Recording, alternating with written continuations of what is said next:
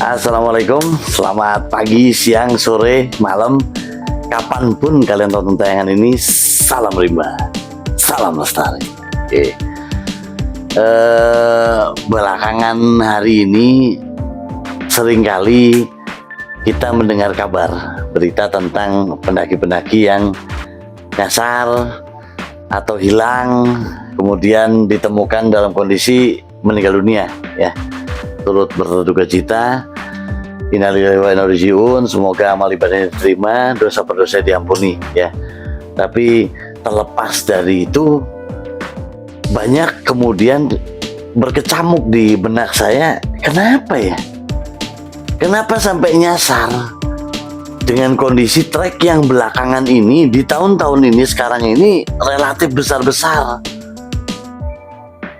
Dan kalau dibilang minim petunjuk, kalau untuk gunung-gunung yang populer ya, itu petunjuknya sangat jelas dan banyak sekali gitu. Dan yang lebih ini lagi, yang kemarin yang Mongkrang ya, nih ya, yang Mongkrang itu lebih lucu lagi tuh, karena kemudian kok gitu ya, ini ada apa?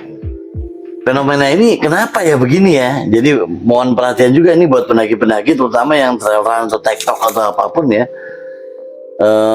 Juga saya juga pingin agak sedikit ini juga ke tim pencari ya, tim pencari yang resmi, tanda kutip. Jadi kayak kemudian ketika beberapa hari memang SOP-nya begitu, setelah beberapa hari dihentikan walaupun nggak ketemu. Kemudian muncullah tim pencari relawan yang sukarela mandiri sifatnya. Nah, yang jadi persoalan adalah yang kemudian yang mandiri ini seolah-olah kayak dibatasi. Jadi saya ngeliat di berita ini kayak seolah-olah kayak ditahan itu. Kamu nggak punya akses bebas seperti yang tim SAR pertama. Kayak contoh flying camp nggak boleh. Flying camp itu adalah sebuah teknik berpindah-pindah, buka campnya berpindah-pindah sesuai area. Jadi pertama nyusul sampai mana dulu, terus ngecamp, nyari, nggak ketemu lagi, ngumpul lagi, pindah lagi camp, menyebar lagi, begitu. Itu flying camp ya. Dan seringkali beberapa kali di tayangan kami juga saya menggunakan teknik flying camp untuk ketika mendaki gunung. Jadi nggak langsung sampai ke area camp, enggak, justru sampai mana ke camp dulu, itu teknik flying camp. Nah, itu seolah-olah tidak diperbolehkan, yang saya baca loh ya di berita di Mongkrang begitu. Ini kan juga ya aneh ya, walaupun kemudian yang menemukan justru yang apa? Biasanya yang setelah yang udah resmi ditutup. gitu. Setelah tutup baru ketemu gitu, yang di Slamet, yang di Mongkrang, yang di kemarin di Lawu juga segala macam ya. Nah, terlepas dari itu juga, ini saya mau bicara juga buat rekan-rekan pendaki-pendaki muda ya, mau muda mau tua mau apa juga sama aja. Saya ingatkan ketika berkegiatan di alam bebas, jangan pernah merasa gue udah paham lah tempat ini gitu. Jangan. Udah bolak-balik 100 kali. Bolak-balik 100 kali, jangan. Tetap saya selalu menekankan, diingatkan, bahkan saya sendiri mencontohkan ketika saya ke gunung manapun, walaupun saya udah berkali-kali, saya selalu bilang ketika ditanya sama tugas bagian, udah sering kesini om? Enggak, baru sekali ini. Oh bohong? Bukan bohong. Bukan dalam bohong pengertian ini ya. Saya justru ingin menanamkan diri saya bahwa saya selalu waspada, saya newbie, saya baru. Dan saya ketika ketemu sama rekan-rekan pendaki di gunung, saya bilang nggak ada senioritas di gunung itu. Walau mau berapa ratus gunung pun, tetap kamu newbie. Ketika berhadapan dengan gunung, kamu newbie lagi, selalu newbie lagi. Gitu loh teman-teman. Jadi maksudnya apa ya? Merasa, nah sifat merasa paling itulah itu yang bahaya gitu. Sombong ya. Sombong. Jadi kalau ketika lihat kronologinya yang di Mongkrang contohnya, karena dia sudah berkali-kali dan katanya konon kabarnya atlet trail run. Jadi sudah berkali-kali dia. Kemudian suatu saat dia pengen ngasih kejutan ke teman-temannya. Dia pura-puranya ngambil jaket, padahal nggak ada yang nggak ngambil jaket karena kebetulan teman yang di atas nggak ketemu. Terus dia kemudian turun lagi, tapi motong lewat jalur motong. Dia berharap Toto muncul di depan yang rombongan yang sudah duluan itu tadi. Ternyata malah mungkin tergelincir karena terbukti. Kenapa kalau ada indikasi tergelincir nih? Dia megang pohon pisang. Oh. Jatuhnya di jurang. Jadi mungkin dia tergelincir, dia meluk apalah pohon apa yang di sekitarnya, ternyata pohon pisang roboh juga sekalian. Gitu loh. Jadi please lah ya, gunung ini bukan buat tempat yang dipikir seindah yang tayangan-tayangan yang estetik itu ya. Dan semudah itu. Tidak semudah itu juga. Tidak semudah. Jadi jangan lihat karena kamu nonton tayangan estetik, bagus ya ini karena dia ngambil angle-nya bagus. Bukan berarti kami nggak bisa atau nggak mau begitu. Ya kan kami pengen gunung tuh tempat bukan buat indah-indahan gitu loh. Ya. Bukan cuma lo ngejar indah tapi kemudian nggak ada effortnya. Berbahaya sekali gitu loh. Kamu mesti persiapannya masih benar, mental, fisik, logistik, knowledge, pengetahuan dan segalanya itu mesti tahu. Meskipun memang belakangan ini sih dengan trek gunung yang sekarang yang saya beberapa tahun ini saya nyoba lagi naik gunung, memang nggak butuh pengetahuan yang ini banget nih. Karena memang udah jelas banget, gede-gede petunjuknya jelas. Bahkan di beberapa warung banyak warung, ya segala macam. Tapi tingkat kewaspadaannya orang dulu sama sekarang kan beda. Kalau sekarang mah dia lebih, yang penting dia berani gitu. Yang penting dia berani doang gitu, modal itu doang. Tapi bawa persiapan ini itunya dia ya asal-asalan aja. Yang penting ada air, ada apa, ada gitu aja. Yang penting dia berani Itulah. naik gitu. Ya kemudian naik gunung ini kan ya sumbangsi para kreator juga terus terang, mohon maaf saya juga termasuk saya juga ya, untungnya saya nggak menampilkan tayangan yang wow gitu.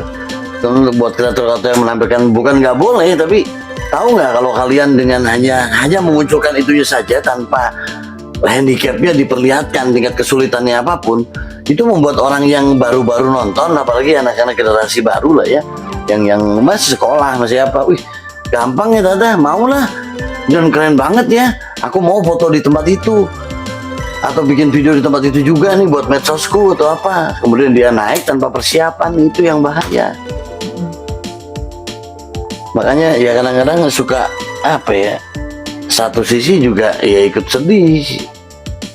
Toh juga kalau dibilang medsos mempengaruhi juga mempengaruhi, tapi ada juga beberapa yang nggak juga, medsos sekarang mah udah beda sama zaman dulu ya, mungkin ya karena saya juga nggak mengikuti kan. Tapi ya apapun itu, saya berharap teman-teman baik sesama kreator atau teman-teman yang nonton tayangan ini lebih apa ya, lebih bijak lah. Kalau mau naik gunung nggak perlu sok-sokan segala macam. Ada juga yang kreator yang nantang-nantangin segala macam, ya itu suka-suka dia lah. Tapi pada prinsipnya gini lah, pada prinsipnya kita nih hidup punya caranya, punya adabnya masing-masing. Kalau kita bisa menghargai adab itu, kenapa mesti mencela, kenapa mesti memaki, kenapa mesti gitu loh ya. Ya udah nggak apa-apa. Oh gitu, ya udah nggak apa-apa. Kalau kita nggak percaya ya nggak apa-apa, nggak percaya juga. Tapi nggak perlu juga teriak-teriak, woi aku nggak percaya, ngapain? What for? Untungnya apa? Jadi ngerasa wow gitu, ngerasa hebat gitu. Ya rasanya kan di situ nggak ada siapa-siapa, dia nggak ngelihat gitu. Padahal ya kita kan bertamu ke situ, kan bertamu. Betul, prinsipnya kita bertamu, terus kita marah sama binatang. Loh, kita kan bertamu. Mereka penghuni asli situ, binatang termasuk ya, mungkin alam yang di luar itu, oh iya itu mereka penghuni di situ, kita tamu, gitu ya. Nah jadi ya saya berharap semua teman-teman ya, bahkan ini juga buat kami pribadi juga, bahwa menyadari bahwa kita tamu ya. Jadi yang santun aja lah. Ya selayaknya kita bertamu. Betul. Ke rumah orang. Nggak perlu harus membuktikan ini itu kok, nggak perlu. Yang penting esensi naik gunung itu kan berangkat selamat, pulang selamat dah. Masalah sampai puncak nggak sampai puncak nggak masalah. Yang penting kita menikmati perjalanannya. Yang penting kita menikmati perjalanan, kita dapat poin-poinnya, kita dapat banyak pelajaran, value-nya dan segala macam. Banyak gunung menyediakan banyak sekali. Udah. Kayak kalau mau naik gunung harus tentuin dulu dia tujuannya apa. Biasanya rata-rata tujuannya mau ambil foto di puncak. Hanya mereka ngotot gitu harus nyampe gitu puncak. walaupun jatuh bangun istilahnya gitu kan. Iya sih, beda-beda sih ya. Tujuan dia naik gunung tuh apa dulu kan gitu. Tujuan kita ke sana apa? Mau nyari view kan, view di pos sekian atau di puncak, lautan awan kan gitu biasanya. Nah itulah. Jadi ya ajakan juga buat teman-teman untuk jaga kebersihan ya, bawa sampahnya lagi turun ke bawah, terus bawa skop ya, karena seringkali ada beberapa gunung yang kalau kita mau BAB, kalau pakai batang kayu yang patah-patah gitu, galinya susah. Kalau pakai skop enak. Gantung ininya ke tanah atau pasir atau batu kan gitu. beda-beda. Tuh, terus kemudian yuk saling aware, saling jaga lah ya, saling jaga, saling ingatkan kalau ada teman-teman yang mungkin terlalu gimana, coba diingatkan lah. Udah banyak sih slogan naik bareng turun bareng, tapi pada kenyataannya temennya ada yang lambat, itu pasti kita ada aja yang kesel. Si itu lambat banget, pasti itu terjadi dan biasanya ditinggal. Itu yang salah banget itu. Nah, walaupun kemarin waktu di Ciremai saya summit 2 kali. Jadi summit pertama saya memang nggak bawa alat rekam, jadi siang-siang dan itu cuacanya bagus banget. Tapi sayangnya saya nggak bawa alat rekam dan memang niatnya nggak mau ngerekam. Jadi sampai summit turun. Yang kedua pas summit kedua kemudian ketemu sama rombongan dari Cirebon. Nah pas sampai di atasnya Gua Walet itu hujan besar. Tapi kan tanggung udah dikit, itu udah ke puncak dikit lagi. Nah udah saya bilang udah deh ke sana aja pas-pasnya, saya tunggu di sini gitu. Nah, udah saya tunggulah di situ. Hujannya tambah besar karena kemudian jaketnya saya salah bawa jaket, jaketnya bawa jaket yang anorak itu ternyata dia nggak terlalu waterproof kalau hujan besar banget, tembus dia. Makin dingin kan, makin dingin makin parah nih. Kalau saya tungguin mereka turun, nyampe lagi ke situ walaupun sebentar, mungkin mereka foto-foto dulu apa dulu nggak tahu lah ya. Saya putuskan untuk turun duluan akhirnya, karena dengan bergerak, saya berpikir dengan bergerak dia resiko hipotermianya akan hilang gitu. Karena itu nyaris hipotermia, udah mulai gemeter dia, tangan Nabi udah mulai gemeter. Dingin banget kan, diem kan. Wah parah ini kalau didiemin hipotermia. Nah kecuali dalam kondisi begitu, maka bergeraklah turun. Dan kenapa saya berani begitu? Karena mereka bertiga ini bertiga juga. Satu, mereka bertiga. Terus kedua, mereka udah dewasa, bukan anak-anak. Insya Allah mereka bisa lah, saya bilang gitu. Saya berpikir begitu. Ya meskipun sesampai di bawah juga saya sampaikan minta maaf saya duluan, bukan apa-apa karena kondisinya begini-begini.